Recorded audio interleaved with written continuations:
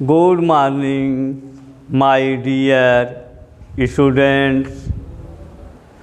Today we will learn science in class 4th. आज हम लोग कक्षा 4 में विज्ञान पढ़ेंगे। अब देखिए, इन साइंस विज्ञान में चैप्टर 3 पार्ट 1 पार्ट 3 में पहला भाग पढ़ेंगे। देखिए, पहले पाठ में चैप्टर है, चैप्टर का पहला हेडिंग एडाप्टेशन ऑफ एनिमल। यह है, क्या है? यह पाठ का पहला, चैप्टर का पहला पाठ का नाम है adaptation of animal. Adaptation means होता है अनुकूलन। एडाप्टेशन मीन्स अनुकूलन इन एनिमल, जानवरों में अनुकूलन। सेकंड पाठ में, दूसरे पाठ में पौधों में अनुकूलन बताया गया था। अब तीसरे पाठ में, तीसरे चैप्टर में जानवरों में कैसे अनुकूलन होता है।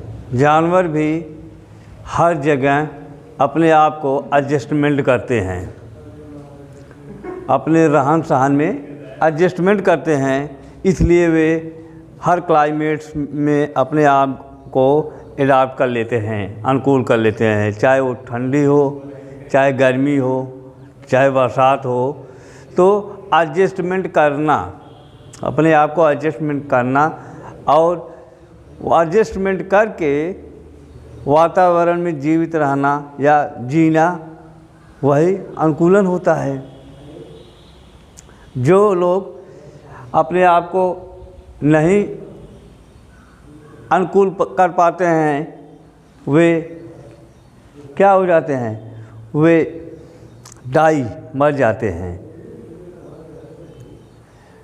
Those that cannot adapt, वे क्या हो जाते हैं? डाई, मर जाते हैं।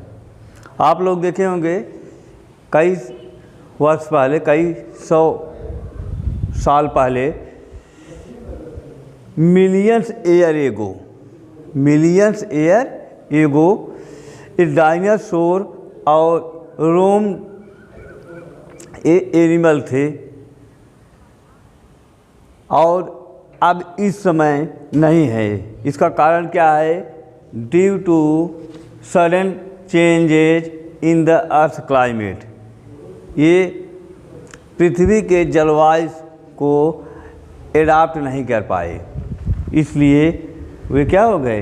डाई। यहाँ उनकी जीवन समाप्त हो गया। तो हम देखते हैं कि एडाप्टेशन की परिभाषा देखिए, the process of adjustment of animal to their habitat is called adaptation. Process of adjustment, जो जानवर अपने आप को व्यवस्थित कर लेते हैं, देयर हैबिटेट, अपने वास स्थान के अनुसार अपने आप को व्यवस्थित कर लेते हैं, या अपने वास स्थान के अनुसार अपने आप को व्यवस्थित करने की विधि को क्या कहते हैं? अनुकूलन कहते हैं, एडाप्टेशन कहते हैं। अब देखिए, हैबिटेट है क्या? वास स्थान, जहाँ जानवर रहते हैं, ठीक है, अपना भोजन करते हैं, रहते हैं, आराम करते हैं, रेस्ट करते हैं, वही उनका वास स्थान होता है, निवास स्थान होता है। तो देखिए, the natural home of an animal is called their habitat. जो जानवर का प्राकृतिक घर होता है, वही उनका वास स्थान होता है। जैसे पक्षियों का नेचुरल होम ट्री है, नेस्ट है, और जो जंगली जानवर है उनका नेचुरल होम फॉरेस्ट जंगल है, या डाग है। हम लोग हैं घर बना के जब रह रहे हैं जहाँ, वही हमारा वास स्थान हो गया, वहीं खाना पीना रहना सब कुछ है, तो वही वास स्थान हो गया है। अब देखिए एडाप्टेशन फॉर लिविंग प्लेस। अब रहन सहन के अनुसार जानवरों को, एनिमल को 5 भागों में डिवाइड किया गया है भाई। उनको 5 भागों में उन्हें डिवाइड किया गया है according to their habitat. Animals divided into 5 group, 5 समूहों में बांटा गया है उनको। अब देखिए पहला है टेरेस्ट्रियल एनिमल। टेरेस्ट्रियल मीन्स होता है स्थलीय जानवर। जो जानवर ज़मीन पे रहते हैं, स्थल पे रहते हैं, उन्हें स्थलीय जानवर कहते हैं। देखिए परिभाषा के अनुसार animals that live on the land are called terrestrial animals. Animal that live, जानवर, दैट मीन्स जो लिव मीन्स रहते हैं, ऑन द लैंड, जानवर जो ज़मीन पर रहते हैं, निवास करते हैं, are called terrestrial animals.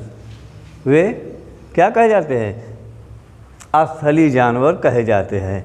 As like जैसे लायन, लायन मीन्स शेर, टाइगर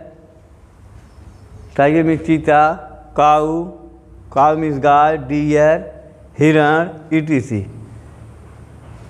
ये सब क्या है? ये जानवर।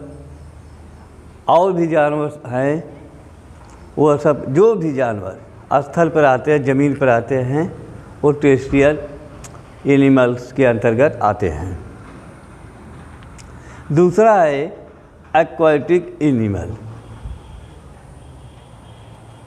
एक्वाटिक एनिमल्स मीन्स होता है जलीय जानवर।